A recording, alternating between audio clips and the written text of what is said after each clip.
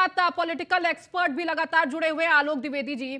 आलोक जी, आपने सबको सुना जो हमारे साथ चर्चा में इस वक्त जुड़े हुए हैं। देखिए, योगेश जी भी कह रहे हैं कि ये सही फैसला है, रत्नेश जी भी कह रहे हैं कि उनका जो फैसला है सही है, संविधान के अनुसार ये अधिकार उनको मिलता है। लेकिन शिक्षा का जो अधिकार है, क्या शिक्षा का अधिकार ये देता है कि आप किसी भाषा को आप प्रतिबंधित कर दीजिए, किसी दीन को आप सिखाने में इतना जुट जाइए?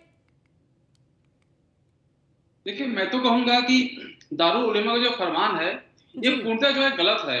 हम्म। हर बच्चे को समान शिक्षा मिले, हम्म। ये उसका अधिकार है। दूसरा, यदि आप समान शिक्षा नहीं देंगे अपने समुदाय के लोगों को, अपने समाज के लोगों को, तो कहीं ना कहीं समाज जो दूसरा तबका है उनसे आप पीछे पिछड़ जाएंगे।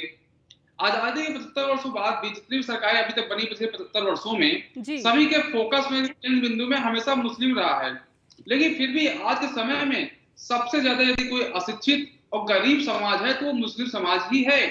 तो सिर्फ हम्म। मुस्लिमों को लेकर के सभी दलों ने अभी तक राजनीति की है, जी। उनके लिए उचित प्रावधान किसी ने नहीं किया है। हम्म। अगर जो प्रावधान लागू किया है, लागू हो जाता है, अगर जी। ये मुस्लिम बच्चे इंग्लिश नहीं सीखेंगे तो कल को जो दूसरे बच्चे जो इंग्लिश मीडियम स्कूलों में पढ़ रहे हैं वो कैसे सीखेंगे? जी। दूसरा, आप देखिएगा बहुत सारे डिबेट कराएंगे और जो भी मुस्लिम कम्युनिटी के लोग या जो दूसरे दल के समर्थक या उनके जो प्रवक्ता हैं इसको अगर डिफेंड करेंगे हम्म। तो गलत है। तो तो योगेश डिफेंड जी, कर रहे हैं, रत्नेश जी खुद तो के बच्चे डिफेंस कर इंग्लिश ही मीडियम रहे स्कूल हैं में कि पढ़ सही रहे हैं। फैसला है, वो जो चाहे वो फैसला ले सकते हैं।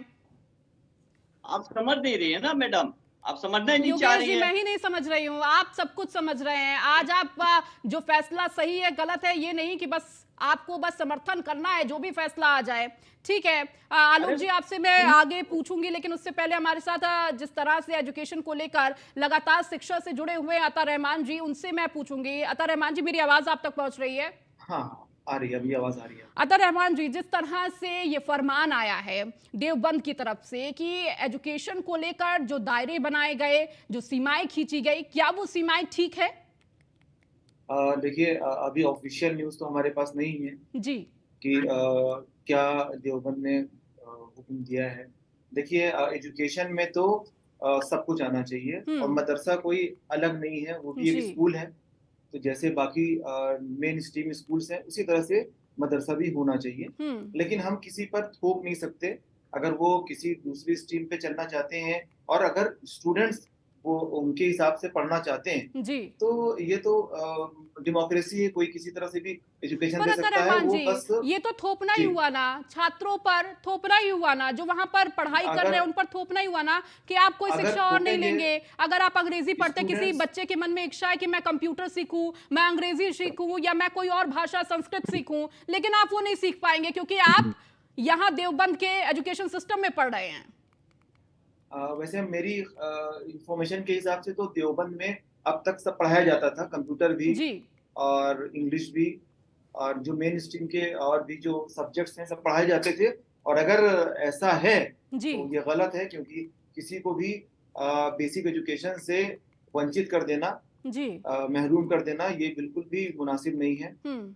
अगर ऐसा किया है, पूरी तरह से हमारे पास इसकी खबर आ जाए तो जी। अच्छी तरह से तबसरा किया जा सकता है। लेकिन अगर ये अगर बात ऐसा सही है है तो कि ये ठीक उन्होंने, नहीं है, यही तो कह रहे हैं ना गलत, अता ठीक रहमान जी? नहीं है। सभी को हक है आप पूरी तो खुद बच्चों से दीनी। जुड़े होते होंगे, आप तो पढ़ाते होंगे खुद बच्चों को। क्या लगता है कि उन्हें इस तरह की अगर कई भाषाओं की शिक्षा दे तो वो और अच्छा कर पाएंगे या उनके लिए खराब है? ज्ञान तो हर तरह का आवाज आ बच्चों रही के पास होना मेरी? चाहिए। इल्म हासिल करने के लिए अगर हमारे नबी रसूल सल्लल्लाहु अलैहि वसल्लम ने कहा है कि इल्म हासिल करने के लिए चीन जाओ, तो चीन में कौन सी दीनी एजुकेशन थी? जी। अगर सऊदी अरब से कोई चीन जाएगा, चाइना हम्म। में, तो दीनी एजुकेशन के लिए जाएगा नहीं। इसका हम्म। मतलब है कि दुनिया की जो एजुकेशन है, इंग्लिश बहुत इंपॉर्टेंट चीज है, इंग्लिश भी, जी। संस्कृत। मेरे ख्याल से तो मदरसों में संस्कृत भी होना चाहिए, बिल्कुल, हर क्योंकि भाषा बहुत सिखानी सारी, चाहिए। आप हर बच्चों भाषा पे जो छोड़िए भी ना कि वो क्या सीखना चाहते हैं, क्या ऑप्शन, नहीं सीखना चाहते हैं। जी, ऑप्शनल होना चाहिए वो तो, बिल्कुल ठीक है। हमारे साथ डेफिनेटली। मनीष मिश्रा, हमारे संवाददाता लगातार जुड़े हुए हैं।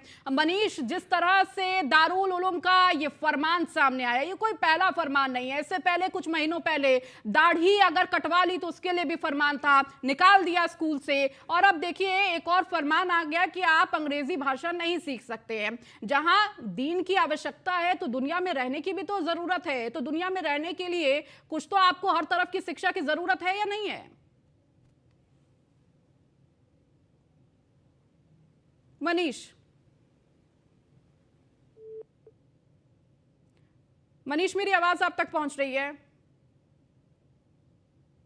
ठीक है मनीष, मैं आपसे कनेक्ट होंगी। हमारे साथ लगातार खास मेहमान भी जुड़े हुए हैं। योगेश जी, आप कह रहे थे कि मेरी बात नहीं समझ रही हैं आप, जो उनका हक है वो तो वो करेंगे ही। दारुल उलूम ने अगर फरमान जारी किया है तो वो तो सही भी है, लेकिन इसी में अता रहमान जी भी तो कह रहे हैं, वो तो खुद शिक्षा से जुड़े हुए हैं, खुद बच्चों को पढ़ाते हैं, वो तो कह रहे हैं कि नहीं, बच्चों का अधिकार है, उनको आप चॉइस दीजिए कि आप क्या पढ़ना चाहते हैं क्या नहीं पढ़ना चाहते। ये छात्रों की चॉइस होनी चाहिए, ये किसी एजुकेशन सिस्टम का चॉइस नहीं होना चाहिए।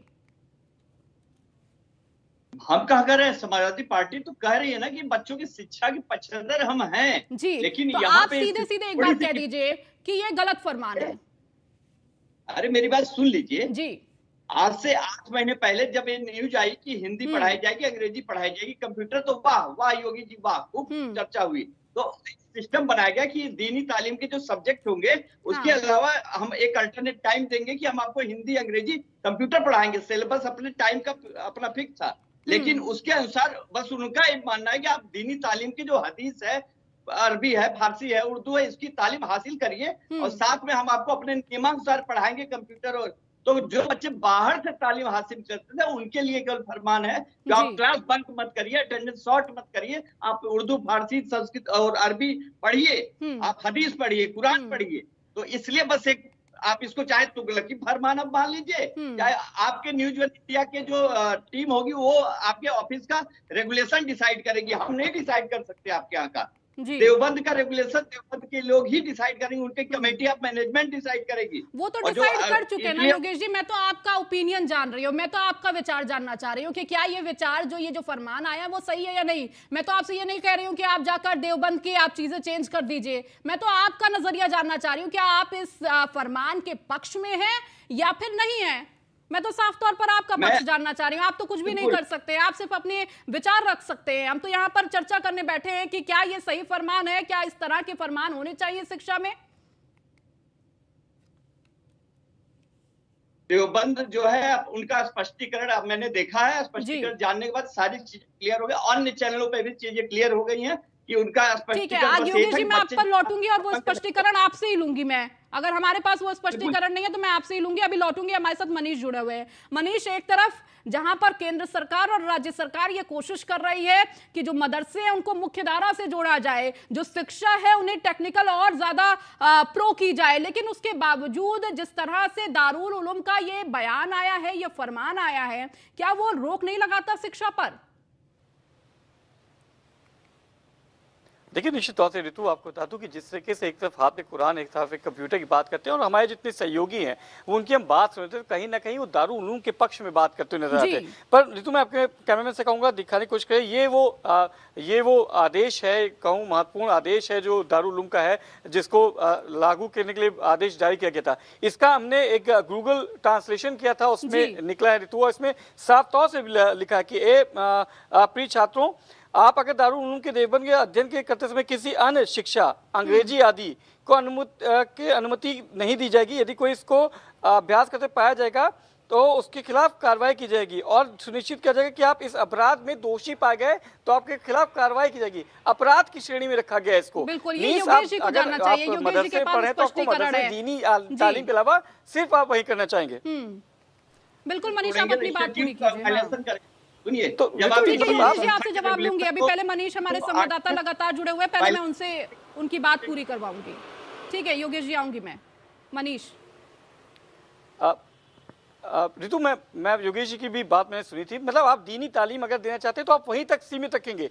आपके बच्चे अगर मदरसे कोई बच्चे निकलते हैं और दीनी तालीम देने के लिए फॉरेन कंट्रीज जाते हैं, इनफैक्ट अगर बात करेंगे यूएस, कनाडा, कहीं जाते हैं, कहीं दीनी तालीम, तो इंग्लिश एक ग्लोबल लैंग्वेज है और आपके पास ऑप्शन होना चाहिए। आपको ऑप्शन रखना चाहिए था। अगर आप उलूम ऐसी कोई चीज करता है तो उसको एक ऑप्शन रखना चाहिए था, either you take English, computer, Hindi, Sanskrit या आपके जो उर्दू है उसको लिखिए, फारसी लीजिए। आप ऑप्शन में रखते, ये बच्चों के ऊपर छोड़ते ना कि बच्चों को क्या पढ़ना है क्या नहीं पढ़ना है। तो आप आदेश थोप रहे हैं, आप उनके ऊपर आदेश दे रहे हैं कि आपको ये पढ़ते पाए गए तो तो आपके खिलाफ कार्रवाई होगी। अपराध की श्रेणी में इसको रखा गया। गूगल ट्रांसलेशन में हमने किया है, हमें उर्दू नहीं आती है, हमने गूगल ट्रांसलेशन करके दिखाया है। तो कहीं ना कहीं आपको अपराध की श्रेणी में रख रहे हैं, तो बच्चों के ऊपर जबरदस्ती थोपा जा रहा है। ये कहाँ सिखाया जाता है? मुझे ये योगेश जी बता दें या ठीक है मनीष, चूंकि वक्त का समय कम है, हमारे पास वक्त कम है। रत्नेश जी भी लगातार जुड़े हुए। रत्नेश जी, अब आपके जिस तरह से ये फरमान आपको बता भी दिया गया, इसमें साफ तौर पर कहा गया कि अगर आप शिक्षा लेते तो आप अपराधी हो जाते हैं।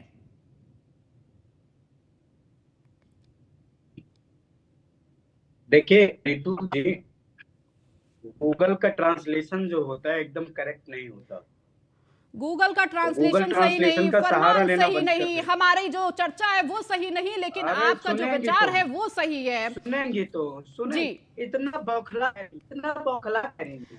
बौखलाहट नहीं है रत्नेश जी, ये बौखलाहट नहीं है, ये शिक्षा के प्रति हम आवाज उठा रहे हैं। अरे आप बौखलाहट आप में आती है जब आपको सही चीजों में सपोर्ट करने की जरूरत होती है, तब आप संविधान की बात करते हैं। और आज सब संविधान खतरे में हो जाए तो आप कहेंगे कि नहीं, ये तो अलग से संविधान लगाया गया है। ठीक है, हमारे पास समय की कमी है। आप सभी का बहुत बहुत शुक्रिया। तो ये नया फरमान देवबंद की तरफ से जारी हुआ और ये कोई पहला फरमान नहीं है, इससे पहले कई फरमान जारी हुए, लेकिन इस पर शिक्षा का कितना असर पड़ेगा, छात्रों पर कितना असर पड़ेगा, ये देखने वाली बात होगी। फिलहाल इस चर्चा में इतना ही। बने रहिए न्यूज़ 1 इंडिया के साथ।